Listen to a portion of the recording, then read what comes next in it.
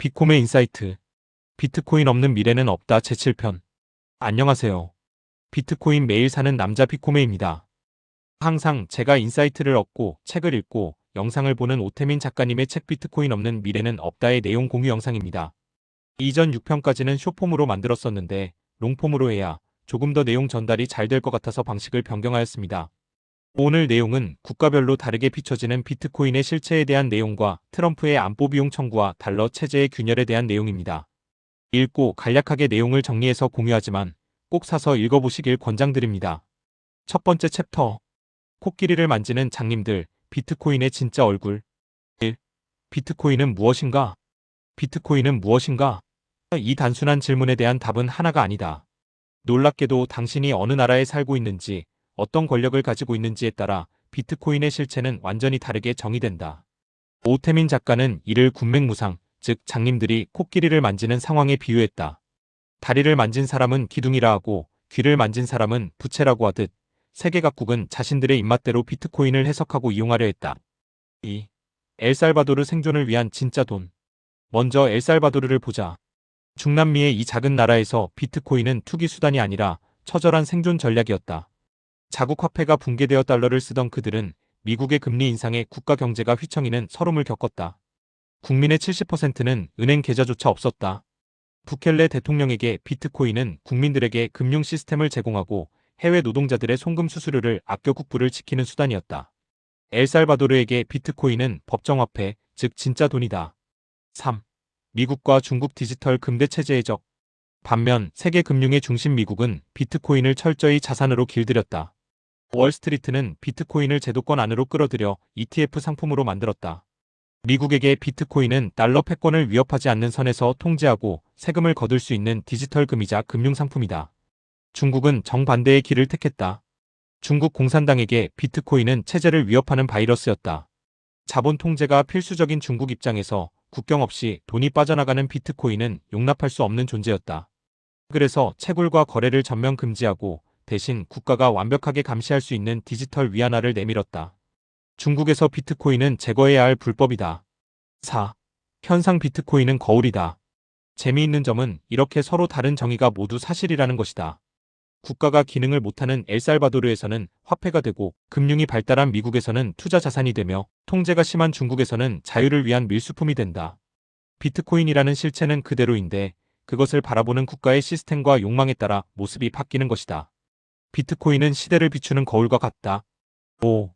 결론 무주공산의 힘. 결국 비트코인이 가진 진짜 의미는 주인이 없다는 데 있다. 주인이 없기에 누구의 눈치도 보지 않는다.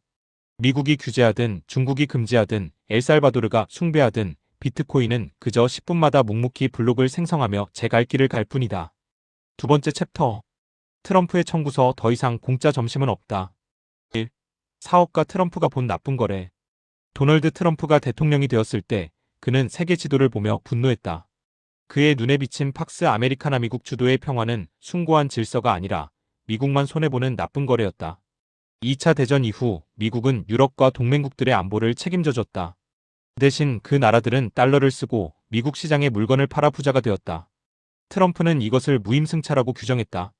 왜 우리가 막대한 국방비를 써서 너희를 지켜주는데 너희는 그 돈 아껴서 복지잔치를 벌이고 우리한테 흑자까지 내느냐? 그는 동맹국 정상들에게 계산기를 들이밀었다. 안보를 원하면 방위비 분담금을 내라. 동맹은 가치가 아닌 철저한 비즈니스가 되었다. 2. 보호비 징수와 깡패가 된 경찰. 유럽, 특히 독일은 충격에 빠졌다. 그동안 미국은 든든한 세계 경찰이었는데 갑자기 보호비를 안 내면 철수하겠다고 협박하는 낯선 모습으로 변했기 때문이다. 트럼프는 실제로 독일 주둔 미군 감축을 명령했고 나토 탈퇴까지 시사하며 유럽을 압박했다. 심지어 동맹국의 철강의 관세를 때리고 이란과 거래하는 유럽 기업들에게 세컨더리 보이콧 제재를 가했다. 이것은 단순한 심술이 아니었다. 미국이 더 이상 기축통화국으로서의 비용 트리핀 딜레마를 혼자 감당하지 않겠다는 선언이었다. 미국 우선주의는 곧 달러 제국을 유지하던 관용이 끝났음을 의미했다. 3. 흔들리는 달러 신뢰와 각자 도생. 미국의 태도가 변하자 전 세계는 공포와 동시에 깨달음을 얻었다. 달러 시스템 안에 있어도 안전하지 않구나. 미국이 자국의 이익을 위해 언제든 군사력을 뺄 수 있고 달러 결제망을 무기로 친구의 목을 조를 수도 있다는 사실이 증명되었다. 유럽은 부랴부랴 자체적인 방위군 창설을 논의했고 달러 의존도를 줄이려는 움직임을 보였다. 영원할 것 같았던 서방의 결속에 금이 가기 시작한 것이다. 미국이 제공하던 안보와 달러라는 패키지 상품이 해체되자 세계는 각자 도생의 시대로 접어들었다. 결론, 힘의 논리에서 벗어난 돈, 비트코인.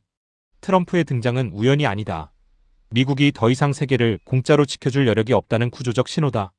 미국이 경찰에서 사업가로 혹은 깡패로 변해가는 이 불안한 시대의 비트코인은 어떤 의미인가? 비콤의 생각.